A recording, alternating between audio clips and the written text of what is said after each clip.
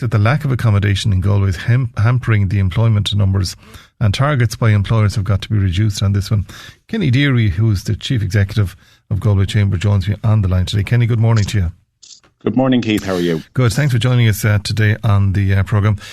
This survey was done over what period, can I ask you? The survey was done over the last month, and it was targeted at the members of Galway Chamber. It was led out on by the Housing Committee of Galway Chamber. And Keith, we've known anecdotally that housing has grown as a challenge. Through COVID, with remote working, things tapered off a little. However, the housing challenge is back at a national level at a pinch point. But I think we have our own unique scenario in Galway because many of the challenges that we have in housing here, unfortunately, are linked to the transport challenges that we have as well, and feeding through with declines of new schemes that are going before on board Planolis. So what we wanted to do is get a real sense check, Keith, of the impact that it's having within the business community. And at present, in the responses that we got, 80% of businesses, 4 out of 5 businesses say that a lack of accommodation is impacting their ability to hire staff. And there's a knock-on from that then. Did that surprise you? It surprised us in terms of the scale of it, because what we would have heard from is some businesses who'd say their employees, or let's say one company I know in Merview has had a number of senior hires come in from across Europe, and they found accommodation easily enough. But once we tracked through it, they're very well paid individuals who can afford to pay a high level in terms of the properties that they're renting. And I think, Keith, what we're seeing and what we've seen in recent times is a level of displacement, because what we're having, and we really value and want, high value jobs coming into the city, but those individuals might be working in tech firms, med tech or other spaces, and their salaries are at a high level. They're able to pay more for property and for good accommodation. And as a result, it's driving prices up, which is impacting those maybe in lesser paid jobs, causing a sense of displacement and moving more people into being commuters or accepting a lesser standard of accommodation. And what that really feeds into, Keith, then is a challenge where some individuals are saying, I'm going to look potentially elsewhere because my money will go further. There'll be less pressure on the accommodation, or an improved quality in terms of the accommodation. So I think we've known anecdotally for some time that housing is a challenge, but it's the scale of the responses and the high percentages that it's impacting, I think, is what has surprised us, Keith. I came across a couple recently. They're not from Ireland at all, they're from far away indeed, and they were in Ireland for 6 months, and they're now moving to Germany because of the very conversation we're having. They cannot get accommodation at a reasonable rate, and they cannot afford some of the properties that are up for rent. And that it is. And I many of the companies and the site leads that I talk to, they love Galway, they love being here. The engagement with our 2 universities, the diversity of the city, bilingual, cultural diversity, it is a great place to live. However, this is becoming more of a challenge. And it's interesting. I did a search last night on daft.ie just to say, right, 2-bedroom apartment in Galway, what could I get at the moment? And there's 15 2-bedroom apartments available yesterday evening. The cheapest one, not in a great location, was €1,900, and the remainder were between 2 and 2.5 grand a month for 2-bed apartments in the city. And they're prices that are significant and well above what you would expect to be paying at a Galway level. And the challenge is it's a limited proportion of the population that are able to afford rents at that level, where in essence you're paying £1,000 per room sharing an apartment. Like, that's more than Dublin rate. Well, on par with Dublin rates, so it is. It's on par with Dublin rates, and it's not like that's interesting as of yesterday evening. Now you can, if you go further, you can look at sharing a room in houses. You'll get rooms for €600, €700, €800 in houses. Not some in good locations, some less so. But if you're sharing anything reasonably quality within the city, you can expect to be heading towards that €1,000 per room per month, which is significant. For many of your listeners, going back years ago, a mortgage would have been €600-700 a month, and that was a challenge to deal with at the time, whereby this is seen as certainly high, and at an Irish level, that's what you expect to pay in Dublin and I suppose the heart of Cork. Galway, one of the great things about the city is we've been able to attract so many different companies in. One of the challenges is there's a limited array of places for people to stay. And this is, I think that the key thing though, Keith, is we're still attracting investments because companies looking the world over see the benefits to Galway. As I say, that whole lifestyle piece is really, really important. But if we don't get some traction on dealing and coming up with solutions to this in the short term, then it will become a challenge in terms of those companies sustaining their investments as they try to get their staff members in and living in the city and in the location where they're working. And I think that's the big call as we come into this week. And I know Minister for Housing, Darragh O'Brien, is bringing some proposals to the Oireachtas for consideration later this week. We need more quickly. And I think in the meantime, a lot of the proposals that he's looking at are medium to long term. We collectively as a membership need to figure out, well, what tools are within the toolbox at the moment. And one area certainly we'll be looking at over the next few weeks, Keith. There are many people in Galway who have houses and homes, and there might be only 2 or 3 people living in the homes, but there's significant capacity in them. How can we give comfort for those to potentially look at opening up their homes to new hires coming into companies? And what role can we potentially in the Chamber play in terms of safe checking or giving a sense of I suppose, comfort to those homeowners that these are good people, you know, and also in an energy crisis, there's a few bob extra that you can earn. There's money that you can earn under the thresholds without paying tax on it and potentially take 1 or 2 tenants into your house. You know, so there are some tools in the toolbox at a local level that I think we need to explore further. And the Housing Committee of Galway Chamber are going to lead out on an event in the coming month where this is going to be discussed further. But without relying on anecdotes, what we really want is to get a sense of the impact now. And I think there's 2 other stats, Keith, that came from the survey that I think are really powerful. One is 70% of the companies are reducing their hiring targets for the next 12 months based on this.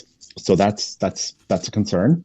But the one positive, and I think, again, as the local authorities, indeed Irish Rail and TA listening to this, 85% of employers said that if there was a better public transport system in place with greater frequency, they know that their employees will be willing to commute and use public transport to commuter towns around the city and the county, or around the county, which at least is looking at solutions down the road.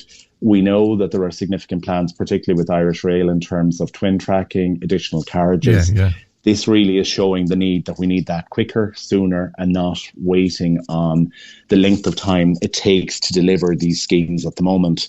And I think the other item that's come across very clearly, and we see it ourselves, Keith, and we've talked before on it, is the volume of planning declines for new schemes with On Board Pleanála, and they're simply declining them on the basis that there's a lack of what they see as public transport to the locations of those schemes. We need to deal with that issue because there isn't a lack of ambition. Developers and the local authority in social housing schemes are attempting to deal with this issue and increase supply. We cannot, however, get the consents and the approvals through On Board Pleanála. And that's something that has to be dealt with. But can I go back to, I mean, I suppose in my head I've got Bonham Quay, which is a beautiful development, and it's a lovely location. There's some housing to go in there, and that would alleviate problems there. Then if we go to the St. Augustine's, the old beside the train station there, I mean, if that was given permission, but I mean, there's a scheme there for the 3rd level colleges where they can go to the government and they can get grants towards building accommodation for students. Surely for the future employees, surely there should be some kind of a scheme put together by the government to fund so that you can get housing, you can get accommodation for employees. Because otherwise, if you have some of your multinationals that have said in this survey they're reducing their targets for employment, that's not good for the country and that's not good for Galway City.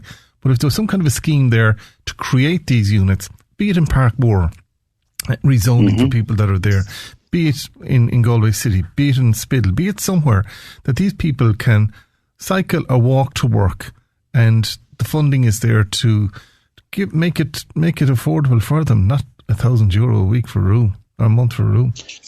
I don't disagree. I think it's interesting. You talk to some schemes that are in the pipeline. Unfortunately, they're all caught in that funnel that is On Board Pleanála. So if we look at Augustine Hill, they got approval at a lesser level for what they went in for. They're back with On Board Pleanála looking for the approval to go to a higher level. And that actually would deliver, they got to 300 apartments in the city centre, which will be excellent, right? We're seeing some schemes that have got their approvals and that they're making their way through the statutory processes towards delivery. but there's an awful lot of planning applications caught up in on board Planola. That's point number one.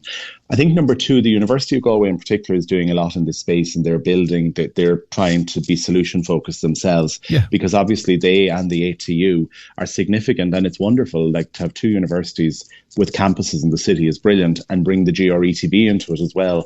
And we have a student population north of 40,000, which is phenomenal. And the University of Galway are doing a significant amount of work in terms of delivering their own accommodation. ATU are very, very much getting on that trajectory now. Their status as a university is helpful in terms of moving down that road.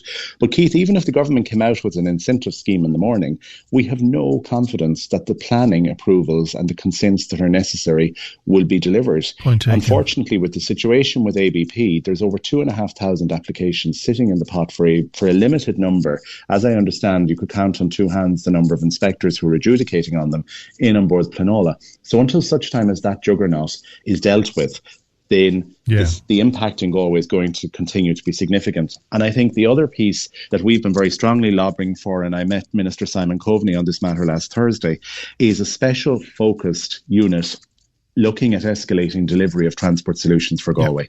Because until such time as we get that, at the moment we've some great people in the two local authorities. They're trying to engage with the NTA, they're trying to engage with TII, they're trying to engage with Irish Rail. There's 5 different arms, you could say, all looking at transport in Galway, but there's nobody really coordinating it in a meaningful way. And our ask of the Minister last week, and indeed of the Taoiseach over the last 2 months, is a fully resourced Transport Czar, call it a pilot project, I don't care what you call it, that deals with the unique situation of Galway. And irrespective of whether you're for or against projects, what this is to try and do is escalate delivery and move schemes along. Because for whatever the reasoning is with us in Galway, it's just taking far too long to try and deliver some of the more basic transport infrastructure. And actually, if we get delivery on those, that's going to have a positive impact on the commutability of people coming in and out of the city, but also on the delivery of housing schemes in the city or in the suburbs around the city that at the moment are being declined because on board Planola feel that there aren't public transport solutions to them. So you're looking for an LDA, Land Development Agency, for the transportation. That's what you're looking for. One last question can I put to you? And again, I'm being accused of being anti-Airbnb. I have nothing against Airbnb. They're fine, upstanding. But I mean, somebody is just after texting in there again today, Keith, and this caller said, call it as it is. Airbnb is a big problem. Look up all the properties available to rent short term. That's what the problem is here. And I did look it up, by the way. I looked up Airbnb for this weekend in Galway, and there's a plethora of accommodation available. But at ridiculously high, I mean, to be honest, you stay in any of the hotels in Galway cheaper than you will in Airbnb for this weekend coming. Yeah, and listen, my views on Airbnb, certainly for peak times they may provide a solution, but actually I have some serious concerns with the Airbnb side of the world. And as you know, my background from Mayo is in the accommodation sector. The challenge with Airbnb is they're not rate paying. They're competing with our hotels that are employing people and that are paying rates and contributing to the local city and to the I suppose, contributing to civic society. The other challenge we have with the Airbnb scenario is there's legislation there that's technically enforceable. The challenge is it's coming back to overstretched local authority staff members to try and enforce the legislation. Yeah. And the burden of proof that they have to go to is the same as going to court beyond a reasonable doubt, proving that someone is operating an Airbnb and is doing it in breach of the rules and the guidelines. And I've been told very clearly by the local authorities that they just don't have the resources to enforce that at the moment. So again, like many of the measures, and we see measures coming out from government over the last few months around vacant and derelict sites as well, which are contributory factors. The problem with many of these things is they don't have teeth, or there isn't proper resourcing around the enforcement of them. So certainly I agree with your listener. If the Airbnbs have a twofold issue, one, they're displacing the potential revenue for hotels that are paying rates and contributing to the local society. And secondly, they are using up accommodation that could be used for long-term rental and house some of these people. The challenge is the enforcement ability of the rules around the Airbnbs. Just, it's not practical at the moment, that the local authorities just have told us they're not able to enforce those rules. So for now, I think the Airbnbs are going to get off scot-free until such time as more meaningful legislation and resources are brought in to deal with them. But if you can get this weekend €870 for 2 nights in an Airbnb that will house 5 people, in Galway City. If you're getting that amount of money for 2 nights at a weekend, and we're talking about €1,000, you'd have to pay for a month. So you can actually see they're making a lot more money, so it's been driven by greed, but we won't solve it today. Kenny Deary, Chief Executive of Galway Chamber, thank you for joining us today. If you want to know more about the survey and the stats on it, we have them and we can put them on our website, and go to galwaychamber.ie and get further details from there as well.